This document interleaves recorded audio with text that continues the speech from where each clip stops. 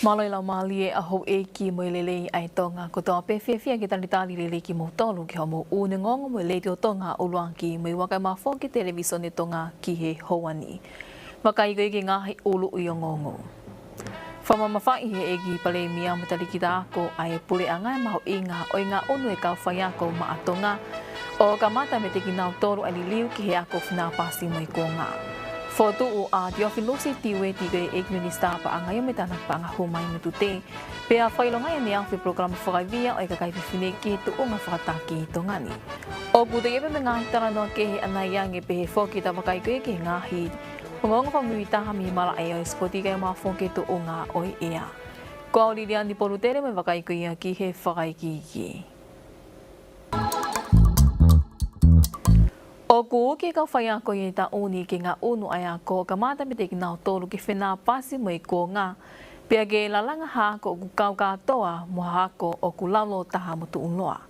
Ko no whamawhai eni he e ki pale mia ka koe minista ia o i ako mo ako ngā weho ka wamili ku he pongponge ahoni. O toki whailo ngā i ia ai whamanatua e he pule a ngai aho whamamanilahi o i ka whaya ko neongona e tō tonu ia i aho ni mako ia o i mahinani. Ko uki eni e ki pale mia e kau whaia ko whatatau ki he uki ko ia ka venga whamamanilahi o e. A koe kau whaia ko e ta uni wa noa wa ai aku pehe mai. Ko e ririu e a ko whina pasi mo i ko ngā o ka matape mi he kau whaia ko. Ko e whai ki tara noa ko ia mo vai whanua tūpola. Ko e aho e kau whaia ko e aho ia no whamahu inga i hona utunga ko e kau whare māma o tonga. I hono tū hulu e hala whanonga e tamasi i me tahine ako ko toa pei ho tau whanua. Ke sio atu o a usia hakaha ulelei. Neongo ni tō tonu ia he aho nima o katopa, ka ne tok whailonga ia i ahoni he potunga ako e pule anga, a ki halaka me he wafuvuna ki hol whamanato kunsalo te ki ono whailonga ia whatongia mawhatukituki o e whai ako. I he tau katoa peo kutuk mai ai e whikau me he office lahi e pule anga whatahataha ki hako me ulunganga whafonua pe UNESCO, ke uki kea tokanga e kau whai ako mamani ki he tau whakako ko ia. Pei he tauni hono whafonga e hongo tokon pule ako e ako maalunga ange atonga pe tihe, me a peak whateknikare atonga pe tist ai whikaupa mei he UNESCO, ne tō ai e whamamawhaki hono uki ai tokanga e kau whai ako, ki hono toi whakaukau i whataha o tau kaha ui he ua honga e ngai pole o mo ui, mo i whatongia e whai ako ki hono o mai ha ko ku kau katoa, lau lo taha mo tu uloa, mai hako tupu o e whanua. E kai kai pene whahai pe mo tu unga pelpele ngesi o e alu ki toi lahiangi e whana wako, i mamani i he kau whai ako, peo na uki e whi mao ki te whalahi hake kau whai ako i mamani a ki e toko ono valu te smale valu miliona. Ka toko wa wha te smale wha miliona me iai whi mao ki hako lau tohi sii, pea toko wha te smale wha miliona ma e ako kori si. Ka toko malawa wha hoka e whatongia ki hono ako i e whanau tau whakalau kotoa pe i mamani ki ako. I hene pehe koe ngā unua tonga ke au sia e ka veinga ngāwe ko ia, ne me aia e ki paremia ka ko e ki minista o e ako mo e ako ngāwe, hoa kawa me liku o ke ka whai ako tonga nike mau inga o e ka mata me he whai ako ai ngā unu ki he liriu o e ako o whenā pasi mo e kua ngā. Ai ngahi mea lahi o kaua i eni. Kau whai ako mou matu aki maho inga au pito. I hono whakapapau i. E hoko pe au sia ai ngahi tau mua ki ha whahinga liriu wa whakaamu o tau pole anga ki whakahoko. Pea mahino me ka weingani, kau whai ako, mui kau mamahi ako. Ko ngahi liriu ki hako, o kuhinga maarie, mo whenā pasi mo taimi, mo hono ngahi ta au, o ku kamata ia ki mo tolu kau whai ako. Ai au mahino ko pau, ke tau loto ake liriu, tau mahino i mo tari ai ngai tau mua o hawhahinga liriu. Tau tari o pau ke tau wako, a ke tau tolu kau whai ako. O tau loto ke he liriu o whie mao ke whakahoko. He koe konga lahi o liriu, ko tau tolu kau whai ako. Te tau whakahoko ia i hono toka ngai, o hako tupu o whanua. I he whakaukau ko ia ni hoko atu mea hoa kawa miliku ke ngahi liu fo e ngā unu ki ai e potu ngā ako, o whatatau pe moe alu ai ko ngā. O hange ke ngahi whale leitu unga ki hako malunga tonga, koristonga, moe ako malunga wawa u. Ka waile whakaukau, ke tau kamata rewa sio, ke tau hanga mua o tanu pou mo tanu maki. hangahi le rei mea i ngahi ako. Tātau te whito ki hono ngāu e aki e tau kau whai ako. Senior, pe ko hatua taha au ne ilo makehe, wa toa taha au ne mau hatau kei, ke kei nofo pe i api ako. Ko iai o tāli lewa, ke hoko lewa ai kau pure o atere tonga hai, o mo wawau hai, o arhake ke le volo o deputy CEO. Ai e kai ke whemau ke nau te hau ke ofisi, o pau nau whahau le reo nau whatongia, ke nau lava pe o hiki pe ai, o au ke tokoni, tare ki tape ko deputy CEO, i e ngahi api ako e tolu koni. O whae CEO tatau pe ke tawhake primary school, tau te whito ke ngahi api ako lalahi, na lava pe o whotutu, ke lava pe o promote nau tolu, ka nau kei nofo pe, ke mau pe whanau, ai le rei, pe a moe experience ko ni, o e kau whaiako ko ni. Ko ngau e taha e ngai project whai ke ai tokanga e pot ngau e, ko ngai nofo anga ko ni, tau te whito, ke ngahi ako i e motu.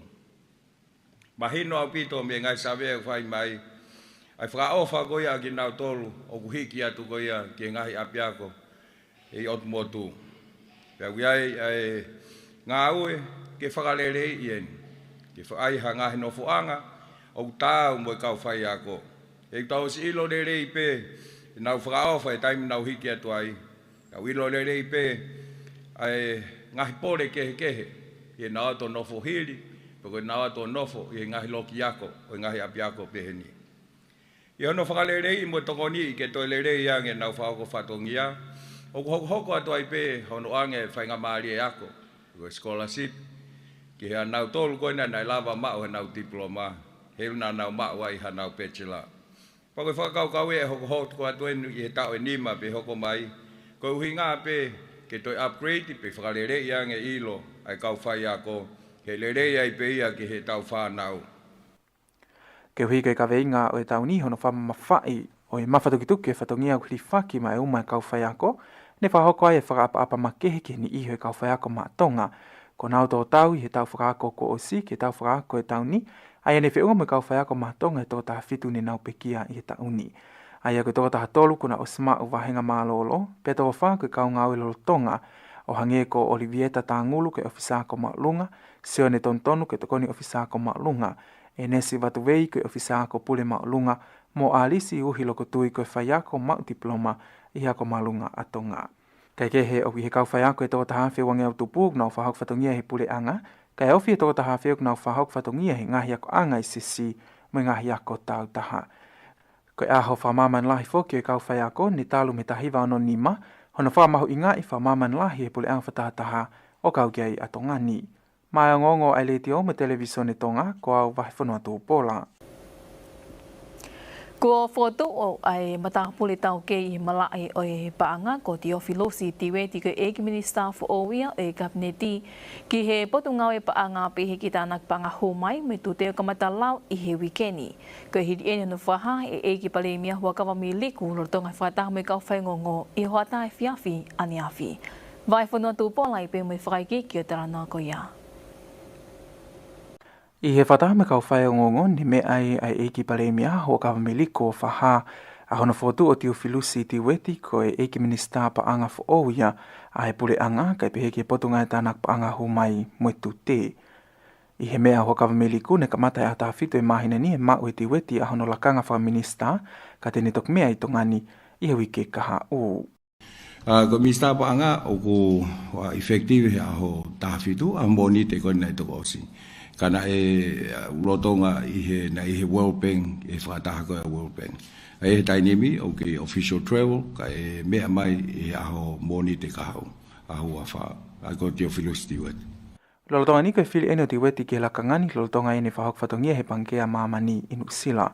O kai sola whoki o Tiweti he malae o e paanga, kai peheke au tita, ai ana ne osi whahok whatongia pe i tongani, ngahi potungau e pule anga, kai peheke ne hoko, kai pule he kautaha e Pasifiki ki ngahi ngau whakau tita lalahi, pe koe pāsai, ai koe Pacific Association of Supreme Audit Institution. Kai kehe mahino pe koe while a Teofilosi Tiweti ke lakanga wha minister paanga, o ku malmaluia i he mawhai whakonistuto ne e palemia hua kawamiliko, ke ne ui mei toa ha minister o au ki he toko wha. I he NPH ko lolotonga niu ku hoko ati weti ko minista whikauai ke ui mitu a ke whalealea. E he eiki paremia aia ko ia ma ai potungai paanga, tānak paanga humai mitute, ka e pehe kia whikita moe loa uto i ka manu ko eiki minista ki muli, moe tak mamata. O mahino pe ko whitongi eni ti filusi ti weti e eiki minista maa lolo, ka whafonga whalealea maa lolo atonga tapu whaa, ko ta tafu toma moe aki, hiri e more hano sea i whalealea, ka e pehe ki hono lakanga minista paanga i hatutu uni whawha mau anga, hiri hono whahala ia ki he totongi fufu lolotonga ai whiri whalealea i Novema o ta uko o si. Mai ngongo ai le tio mo televisione tonga ko au whawhanua tū pola. O ku teke mo whakaiwia he potu ngawe ke ngahi ngawe whakaloto whanua e ka kaiwhiwhine ki ngahi tuonga whakataki. O i kei ngata pe ki he whalealea ka i he ngahi e lea ki he kehe pe i he tau mo ui. Ko e whaamuia hon whrawa o i programa whakaiwia mo whakalahi ilo ki he tuonga whakataki o ku tau ma e ka kaiwhiwhine a i ne whai eni i he hoteli tanu a aniafi. I he me e whawhi wharanglangi ka koe eiki minista i a potu ngawe ngahi ngawe whaloto whanua no pele vaia. Ko e tokanga, ke bobo i ka kaiwhiwhine ki nau kau ke ngahi lakanga whataki. O i kei ngata pe i he lakanga ko i he pule anga mo i whalealea.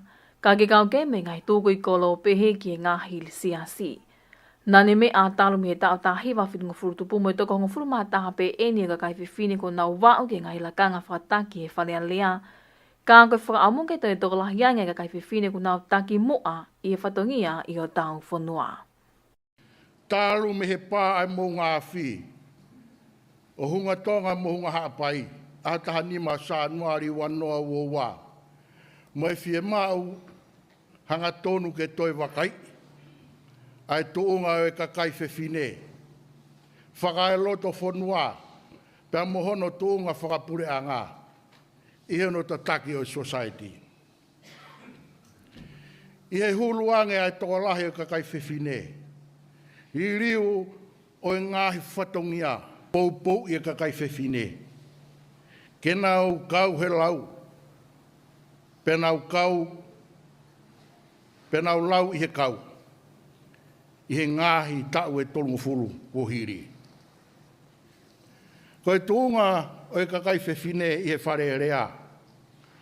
Pure whakawahe, o fisakolo, bisnisi ai pure anga, sevesi mai kakai, siasi, bisnis tau taha, ko kamata ke hanga i he kakai whewhine o whakaao ngai. Koe tupu e kakai whewhine i he lotu, oksisi. Koe siasi, oksisi ke hoko ai. O mei manakoa ai whaiwhikau tangata. Hoi ai o kei si pe, ai tōlahi o kakai whiwhine, ko nau hoko ki he lakanga. I ene pehene wharoto lai heni ai whawawonga mi he wharealea tōtupu pe ke wharealea ma ai whanau whiwhine pe she leads wharealea, se ni vai whao ke whanau whiwhine ko toa pe pehe ke kakai whiwhine. Ko e ulaki si tepu maho inga koia ke au si ai whatongia taki o tau whanua, o ku whawhau ia i he ako. Pea koe whakaamu ke ua na atu koe whenga mo e pole e ka kai whiwhine ki lakanga whakataki. Ka ke nawhingai aki whakatahi ono ngawe i ho tau whanua ke au sia hakaha au kulelei, ta te whito koe hakau koe ia o i lolotongani koe whanua ia i he kahau. Lolotongai polo kalamane huluai moha ngahi ata video whikau aki eni mo e tuunga whakataki e ka kai whiwhine, pe heki whatongia maho inga ka kai whiwhine i he taimu kuhokwai ai ngahi whatamaki. I ngahi video koe ni kuhai e whia mao viviri e toko ni koe ia ka kai whiwhine i he taimu kuhokwai e whatamaki whanatula, Ko hika no tu whakiato e ngai toko ni whea mao vivili pe ke ngai whai tōtu oni aku nā whai he teimi ko ia e whakatamaki. Pe heke ngai ngawe ma teo o ku whai e ka kai whiwhine ka hoko ha whatamaki. E ne pehene me aia no pele vaia, o whea mao e ke whalala e ka kai e whanua ki whatongia e ka kai whiwhine, pe ke poupo i mo teke ki nā tolu iho nāu whatongia. Kei ke hene mea hi prokalamani e ka whawawonga me ngahi tarawhikau lahi ka ia i tō apule anga, pe ke he ongo kandidati Whiri Whalealea, Whewhine eni ke whirisi i ko ia i Novema, pe ke whanau mi he ngahi apiako ko ia eni ihi, mo eni ihi ke he pē. Na e whahoka he wikeni e whatahalai whakatau e waa ngau e whawhitu ko e Pasifiki whikau aki mo i whatamaki whanatula whilawe i mo mofuike pe Orsnet i tonga ni e tamua e ni ke whai hanoa lea i hangahi ni tueka, pego e ngahi mea whomo fui ki whawai whanua mo hangahi whaunga ke toi whamalohia ngai e ke toi lele ia ngai ngahi whatukanga toka mua pehe ki he tuunga mateu ko ia e whanua. Ko e whatako ni ne kau mai kei e ngahi whanua i e Pasifiki kau ke hawhisi ko Tahiti New Caledonia, Papua New Guinea ha amua mot Solomone to ngani mo Vanuatu, pehe ki kau whawhunga me he waangau whaskaritari ko e Pasifiki mo i kau tahai pule ang whatataha pe UNESCO. I e whamatala ko tuku mai me potungau e whanua me koloa whainatu la, o kutula vea ngofua au pito i ngai whanua o e Pasifiki ki ngai wesia o e mofui ke pe ki ngai whakatamaki, o kau ke me ngai mo unga whi. Pe kune wesia i ekonomika i ngai whanua o kau ai pe mo i mole i ngai mo ui mi iai. O ku whawawhonga pe seti pe e toru noa o i ngai mea fua whawamanilahi o kumalama ke whatoka ngai, pe koe pe seti taha nima i ngai pe ang kula lalahi o ku whao pe tuku mai e ta whaakito ngai hifo o e Pasifiki. O pehe me he potu ngā weka mo ngā whihunga tonga ho ngā pai ni mapuna ko ia i he konga ki mua e tauni, ko e whatata mahino ia mo i whamanatu o i ngai whainga ta alahi o ku hoko o i kai i to ngani pe, ka o ku kao kei i me ngai whanua ko toa o i Pasifiki mo mamanlahi. I he wafkawa ko i whatahani ne pehe e puri lahi e potu ngā o e whanua me koloa whainatu la Rosa Milne Bing, ko e whainga maali lei eni ke nao tuu whatahai me ngai hoa ngā we, o whiwaiwai ake ngā ia o sia mo i ilo me tau kei koia ku nau mau, ke tō koni kata whapapau i o kutoi mateu te wange Pasifiki ka hoko mai a whatamaki pehe ki Rorotonga o ha whatamaki whanatula. Nane pehe ku mahau i ngai ke whapapau i o ku ngāwe e tau ngāhi mea ngāwe whatukanga toka muape ke tau ngāwe whataha i ono tau i koia o i ngāhi palopali mako ini. Kei ngā tainga ke whapapau i o ku mao e ka kai e whanua e ngāhi whatukanga, ko e hai nau mea ke whai pe koe ngawe ke whai ki mua mo loroto ngā whatamaki. I ene pehena ane whamamawhai e mahu inga ke whewaiwai ake ngā iau sia me tau ke i kuia ne mau me he pai mo ngā whi hunga tonga o ngā pai ke tau i aki ai whatamaki e kaha o mo langa hake ha tonga o kutu loa. Lorotonga ni ne whahahini he sea ko ia o e Orsned o mahu inga ke tuu mateu teu mo mau pe ngā hi wheitu whatoka mea fua mo fui ke peki ngai mea ngau whatuka ngā toka mua i he whakaamu, ke te o maangia hono mao he kai i he ngahi tuku i kolo e ngai whatuka ngā i he wawe taha, kai mala ke nau mateu teu ki taimi.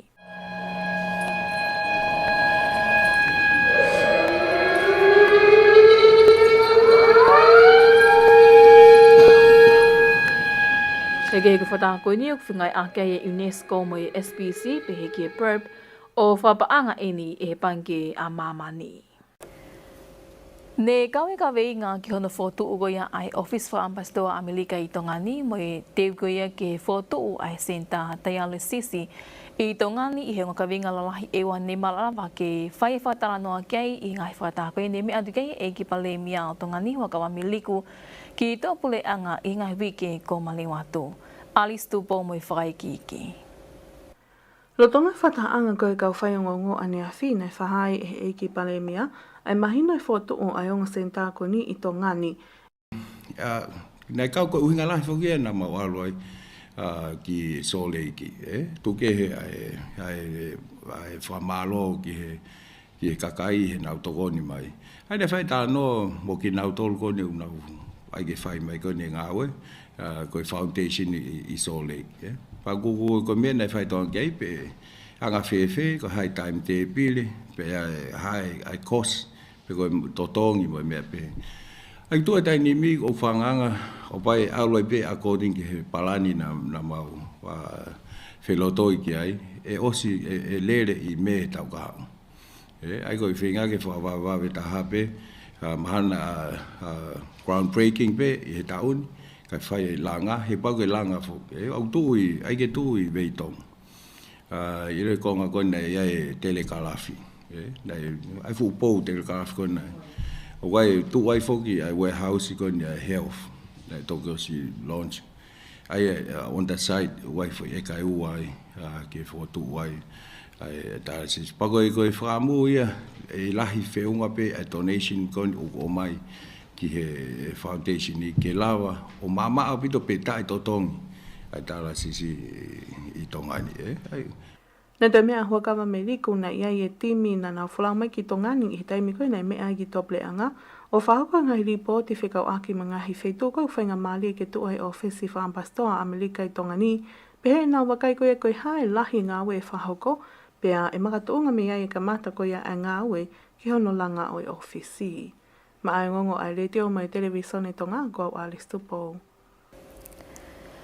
Pea e toi lele yange ngahi ngāwe ki hino whalele i ai hala pule a ngā tonga ni pe pehe ki whākia ki whakino mika ki ha whakalaka o kutu loa.